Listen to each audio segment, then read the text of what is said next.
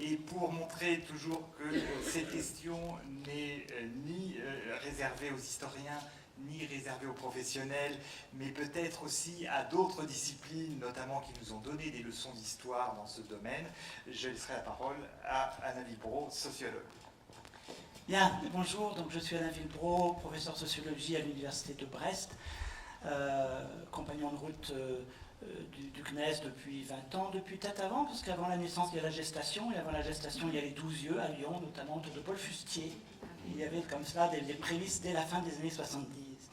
Bien, en temps compté, donc 10 minutes à peu près, hein, nécessairement, ce qui oblige à aller à l'essentiel. Finalement, je voudrais avancer quelques idées sur la place entre mémoire et histoire du retour sur le passé, dont par exemple les centres de formation de travailleurs sociaux peuvent être friands, entre journées d'études, commémorations diverses, cours spécialement dédiés, la fameuse UF7, etc., à solliciter les protagonistes d'hier, du CNAES par exemple, à venir témoigner. Rappelez simplement que ce retour sur le passé est essentiel. En effet, comment devient-on éducateur? Comment devient-on assistante sociale ou autre genre de métier amené à accompagner tous celles et tous ceux qui sont en rupture hors souffrance ou qui ont le sentiment d'être surnuméraires? Rien ne survient du jour au lendemain, point de coup de foudre ou de bis repetita de Saul sur le chemin de Damas. Il y a bien un processus qui fait que c'est peu à peu que l'on fonde son identité professionnelle, et ce processus se réalise sur la base d'au moins 4 points d'appui. Je vais revenir sur le premier, affaire de mémoire et d'histoire. Repérons simplement les autres. C'est aussi incorporation progressive des valeurs princeps, de l'éthique au quotidien, des attachements auxquels tiennent tous les gens d'un groupe professionnel donné. Et cela s'apprend doctement, sans doute, et aussi, voire surtout, au contact de ceux et de celles qui sont déjà dans la place et qui savent aussi faire la leçon, ne parlait-on pas de stagiaires de contact. C'est aussi, troisième point d'appui, affaire d'apprentissage, de savoir-faire et de savoir-dire, de technique peut-être, d'art de faire, en tous les cas, unité de l'esprit et de la main, disait Diderot. L'idée de faire œuvre de Hannah Arendt est aussi précieuse pour penser cela. Enfin, quatrième point d'appui, c'est affaire de lutte ou de moins de vigilance pour être reconnu dans un statut délimitant et spécifiant les droits et les devoirs de ceux qui exercent un métier donné. 4 points d'appui, revenons donc sur le premier, revenons au travail sur le passé. Que dire? À quoi ça sert cet intérêt pour le passé? À qui ça sert d'aller ainsi à la rencontre des futurs professionnels? Eh bien, ça sert d'abord aux impétrants, ça sert aux apprentis, à celles et ceux qui se forment, et on se rappellera qu'étymologiquement, se former, cela signifie entrer dans un moule. À celles et à ceux qui se préparent au métier et en apprennent peu à peu les règles de l'art et les codes implicites. Leur besoin d'histoire est, je l'ai dit, pour ainsi dire, constitutif de leur identité professionnelle en travail. Et on se rappellera que l'identité, c'est toujours une dialectique entre « je suis comme, je me reconnais dans » et « je ne suis pas comme, je prends mes distances avec, je désigne ce contre quoi je m'érige ». Point d'homme du présent sans reconnaissance des héritages. Tous ont besoin de reconnaître le passé, les racines, et avec les figures emblématiques qui ont en quelque sorte tressé la voie. Les connaître, ce n'est pas nécessairement les reconnaître. C'est avant tout peut-être une manière pour eux, les jeunes, entre guillemets, de construire des effets de génération. Y compris pour pouvoir dire « oh, aujourd'hui, c'est vraiment pas pareil ». C'est en reconnaissant ses racines, quitte à les reléguer, qu'on établit ses propres fondations.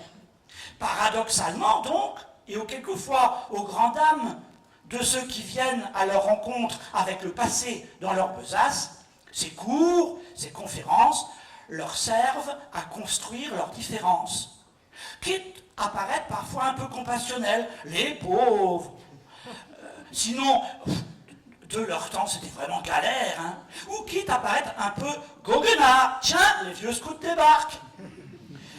On est moderne qu'en désignant les anciens sur l'ère des vieux de la vieille. Et rappelez-vous, Gilles Grandier, 1960. 3 vieux de la vieille qui voulaient revenir au village après un bref passage pas très concluant en maison de retraite. 3 anciens facteurs, me semble-t-il. Je disais à l'instant à quoi ça sert. Le problème, avec du coup parfois quelques incompréhensions, c'est que les vieux fourneaux, c'est une BD que je vous recommande, que les vieux fourneaux ne l'entendent pas ainsi et n'ont aucunement l'intention du village. Explication. Face à ceux qui, frais et moulus, n'hésitent peut-être pas à dire tout haut ce qu'ils pensent tout bas, tout ça, ça a quand même pris de l'âge, ce qui fait toujours plaisir à entendre. Il y a donc les protagonistes d'hier, qui ne viennent pas que pour dire le passé, qui sont là aussi pour intervenir au présent, quitte à raconter une sorte de géologie heureuse entre souvenir et amnésie, quitte à chercher à relier le passé au présent, à montrer aux autres et à eux-mêmes qu'ils continuent à rester dans le coup et qu'ils continuent à vouloir compter. Paul Ricoeur ne pouvait pas si bien dire, je cite, « le cœur du problème. C'est la mobilisation de la mémoire au service de la quête, de la requête, de la revendication d'identité. » À juste titre, il soulignait que ce travail sur le souvenir, qui est véritablement un faire, a pour but d'enrober de présence l'altérité du révolu, de représenter, au double sens du terme, en arrière et nouveau. En somme, se donne à entendre les marques de la recherche d'un esprit de famille. Intervenir, c'est lutter contre l'oubli, contre la rapacité du temps, contre le délitement, contre la déformation. C'est dire que les anciens du CNAES, par exemple, ne sont pas prêts, en somme, à baisser la garde, à se laisser faire, au sens de chosifier, de sédimenter. En exaltant le sens de l'élan initial, le temps des pionniers, le temps des baraques, le temps des heures sans compter. C'est une façon de se rappeler au bon souvenir des plus jeunes et de dire que, mine de rien, on est toujours vaillant. Ils pensent qu'en s'affiliant, en s'adressant à ceux d'aujourd'hui, le retour aux sources qu'ils proposent est susceptible d'affermir les bases présentes, ou du moins de rendre disponibles des potentiels identitaires, des traces du passé, pour que les acteurs actifs, je dirais, puissent se projeter dans l'avenir. Nous sommes dans le même bateau, disent-ils. La mémoire, écrit Gérard Noiriel, cherche les similitudes et les permanences à travers le temps. Elle ne retient du passé que ce qui est encore vivant dans le groupe qui l'entretient, et elle ne dépasse pas les limites de ce groupe. Il y a donc autant de mémoire collective que de communauté sociale. Ici, la communauté sociale serait celle des éducateurs, par exemple. Ainsi, les anciens, entre guillemets, cherchent à ce qu'une continuité passe, et peut-être cherchent-ils aussi une sorte d'immortalité. Ainsi, je ne serais pas complet non plus si j'omettais de préciser que d'une certaine manière, du côté toujours de ceux qui divulguent le passé, c'est peut-être aussi affaire de catharsis, c'est peut-être aussi affaire de purification. Dans le passé qui est le leur, il y a sans doute ici et là du trop-plein, ou comme on voudra, du trop-enfoui. D'où à côté de la construction, Mathias a versé son écho à ça, de légendes dorées, rappelez-vous Kerguat, rappelez-vous Montesson, de légendes noires, rappelez-vous Agnan, rappelez-vous Belle-Île, il y a peut-être aussi des silences, et donc des remaniements, et ce, collectivement. Être du CNAES, par exemple, c'est une façon de représenter le corps, de rassembler et de se rassembler autour de souvenirs communs, de le faire revivre, d'avoir besoin les uns des autres. Je cite encore Ricoeur, quand nous ne faisons plus partie du groupe dans la mémoire duquel tel souvenir se conservait, notre propre mémoire s'étiole, faute d'appui extérieur. On ne se souvient pas seul. C'est bien pour cela aussi qu'en amateur passionné, les pionniers résolus à ne pas se taire de sitôt communiquent. Mathias, il ne me reste plus que 2 pages manuscrites. Point de repli, au contraire, recherche à attirer les plus jeunes, en homogénéisant leurs souvenirs et avec les représentations possibles, Ils font aussi en sorte d'écrêter les dimensions passées, quitte, je l'ai dit, à faire silence ensemble, et le silence n'est pas l'oubli, en se rassemblant à leur ressemblance. Cette construction collective de la mémoire fait se retrouver ceux qui s'y retrouvent, pour se compter avec des questions qui ne tardent jamais. Qui sont les anciens? Qui a compté? Sur qui on pourrait compter encore? Vers qui pourrait-on se tourner? Qui on pourrait appeler vers nous au CNES, etc. C'est affaire de personnes, mais aussi de lieux patrimoniaux. Ces lieux qui ont fait école, ceux par exemple qu'il fallait passer, ceux que l'on revisite en communiant. Reste la question de comment du passé ils font ensemble l'inventaire. La narration, mais il en va de même pour l'identité personnelle sans doute, le récit de mémoire, qui est toujours une installation du sacré, est là pour exprimer des sentiments, des convictions, des affiliations, une chaîne ininterrompue de signification.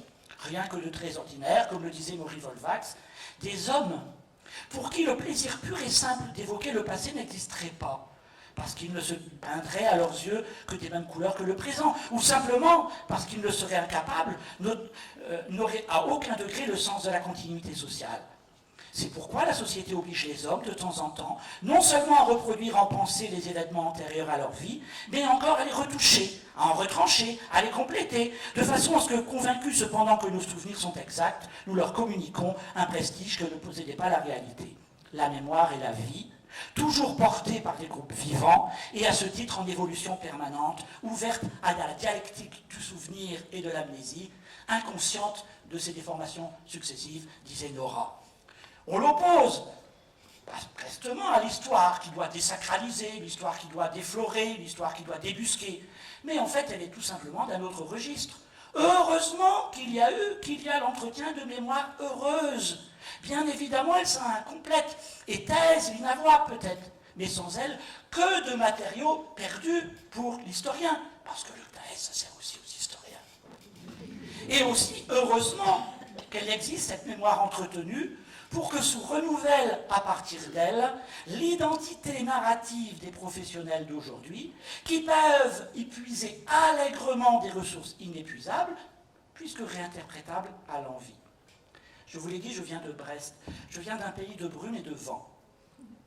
Pour se repérer en mer, pour faire le point de là où l'on se trouve, là où on est, y compris donc pour ne pas prendre de mauvaises passes ou s'échouer, on apprend encore aux apprentis navigateurs à se guider à partir d'amers. C'est quoi des amers? Ce sont des repères sur la terre ferme, saillies rocheux, clochers, et que l'on aligne deux par deux, et à la croisée de ces traits-là, un point sur la carte pour se positionner. Près de chez moi, dans le Cap Sizun, on en construit des artificiels, des sortes de tours pleines, si vous voulez, que l'on continue à repeindre régulièrement en blanc. Vous allez me dire, quelle utilité à l'heure d'Internet et de GPS? Et si ça tombe en panne, on fait comment? On a tous besoin d'amers pour savoir où on va, besoin de repères en quelque sorte. Je file la métaphore, mais vous me voyez venir, ce que produit le CNES et de ses amers pour que les professionnels d'aujourd'hui peuvent savoir où ils en sont. Je citerai alors pour conclure, tel un sage africain évoqué tout à l'heure, Marc Bloch, chaque fois que nos tristes sociétés, en perpétuelle crise de croissance, se prennent à douter d'elles-mêmes, on les voit se demander si elles ont eu raison d'interroger leur passé ou si elles l'ont bien interrogé. Dans son esprit, à Marc Bloch, la réponse était bien entendu positive. Ceux que le passé travaille ont toujours 20 ans.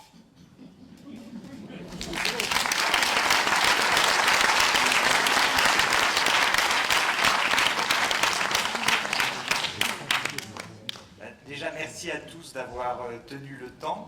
Je voulais juste faire comme clin d'œil que la véritable immortalité que se sont offerts les anciens du CNES, c'est de ne pas avoir pensé qu'ils étaient immortels et d'avoir laissé du coup des traces qui ne soient autres que la trace qu'ils puissent eux-mêmes donner oralement, et notamment en se penchant sur une trace qui ne pensait pas avoir été produite de façon aussi abondante et aussi riche, qui est la trace écrite de leur activité.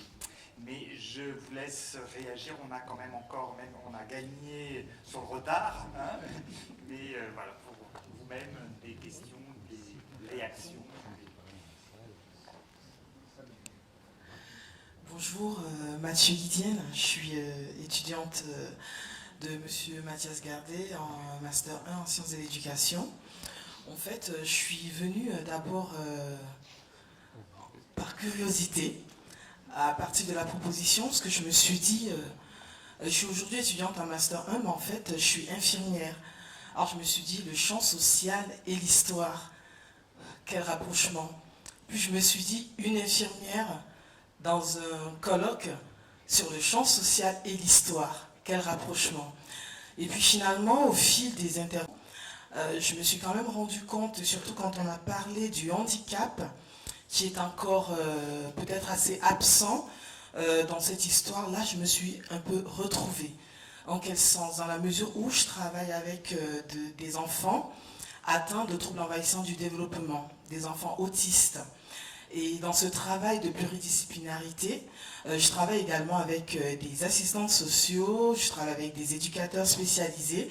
Et là, du coup, je me dis finalement, j'ai peut-être ma place dans ce colloque parce que, quelque part, ça se retrouve. Moi, je suis peut-être en attente, justement, de cette autre partie, peut-être qui n'est pas encore aussi présente, cette partie qui serait peut-être le champ du handicap. Et peut-être que l'infirmière qui est soignant et qui n'est peut-être pas travailleur social pourrait peut-être aussi avoir sa place dans ces mémoires, dans cette histoire, dans le cadre de la pluridisciplinarité. Et je rejoindrai assez Monsieur Pierre Mel, qui lui n'est pas historien, mais voilà, qui participe à ce séminaire dont finalement, en fait, je me retrouve. C'était juste pour saluer le travail effectué. Merci.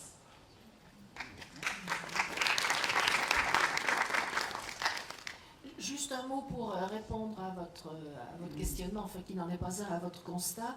Il y a eu des travaux sur les histoires d'infirmières il y a une quinzaine d'années, bien, menés par une ancienne directrice d'école de formation de Lyon, Marie-France Collière, et je pense que vous l'avez pratiqué pas mal, justement, qui s'interrogeait, c'était vraiment le type même de travail qui avait été lancé à cause de la crise de la profession d'infirmière, l'arrivée des aides-soignantes, la spécificité, la réflexion sur la spécificité du métier. Et puis pour ce qui est du handicap, mais enfin c'est encore un champ qui a été... Il y a eu des gros travaux aussi sur les infirmières de l'assistance publique de Paris, au moment de la laïcisation, un travail intéressant. Et alors pour le handicap, je reprends ce que j'avais déjà dit tout à l'heure, c'est un champ qui est en voie de constitution, de collecte d'archives, de recueil de mémoire orale des gens du secteur, et je ne peux que dans un premier temps vous inciter à être vigilante sur les archives de la maison dans laquelle vous travaillez, et puis sur le recueil éventuellement de la mémoire des plus anciens de votre maison, et qui seraient les bienvenus au CNAES. Et puis juste pour compléter, en reprenant le terme de l'illusion du commencement, évidemment le CNES n'a pas cette illusion du commencement. Hein. Sur le champ du handicap, il y avait une association partenaire qui reste tout à fait partenaire, qui s'appelle ALTER, et qui n'est pas un sigle, mais bien la notion d'altérité, qui depuis de nombreuses années maintenant, et on a même pensé à un moment faire un G4 ou un G6 ou un G7, c'était un regroupement de toutes ces associations d'histoire, a commencé énormément à défricher ce champ du handicap, et a même commencé à repérer, à défaut peut-être encore d'avoir vraiment constitué des archives parce qu'il y avait des fortes résistances du secteur, mais a très largement défriché ce champ et apporté de très nombreuses réflexions, non seulement sur les catégories, les classifications du handicap, mais aussi sur l'histoire même de ce champ. Catherine Barral, sociologue et ex-employée par le CTN-ERHI, le Centre technique national d'études et de recherche sur les handicaps et les inadaptations, qui a fermé en 2011 et dont le personnel et les activités ont été reprises par l'École des hautes études en santé publique, mais dont les archives restent. Et une partie des raisons de ma présence aujourd'hui, c'est aussi de discuter avec le CNAES pour le versement des archives du CTN au CNAES.